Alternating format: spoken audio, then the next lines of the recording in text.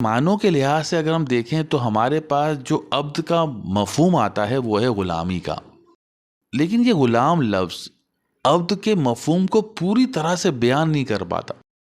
دیکھیے، اس روٹ عبد کا تعلق ہوتا ہے انسان کی فری ول سے۔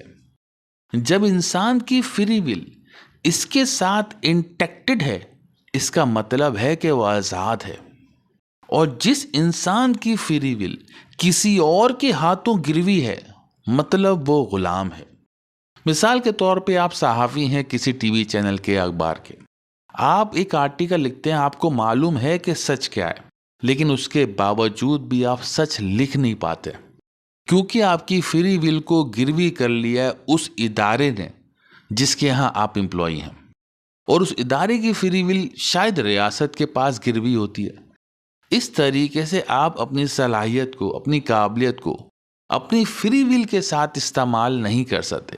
اس طریقے سے آپ اس ادارے کے یا اس ادارے کو چلانے والے انسان کے عبد بن جاتے ہیں۔ اسی بات کو دیکھیں، موسیٰ علیہ السلام نے فرعون سے کہا کہ تو نے بنی اسرائیل کو اپنا عبد بنا کے رکھا ہوا ہے، مطلب ان سب کی فری ول کو اپنے ہاتھ میں رکھا ہوا ہے۔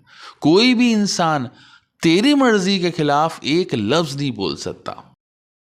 انسان جب خلافت کی کرسی پر بیٹھتا ہے تو وہ لوگوں کو بجائے اللہ کی اطاعت کروانے کے اپنی اطاعت کرواتا ہے، اور اس طرح وہ لوگوں کو اپنا عبد بنا لیتا ہے۔ اس ریاست میں رہنے والا ہر انسان کی فری ول اس حکمران کے ہاتھوں اس طرح قید ہو جاتی ہے۔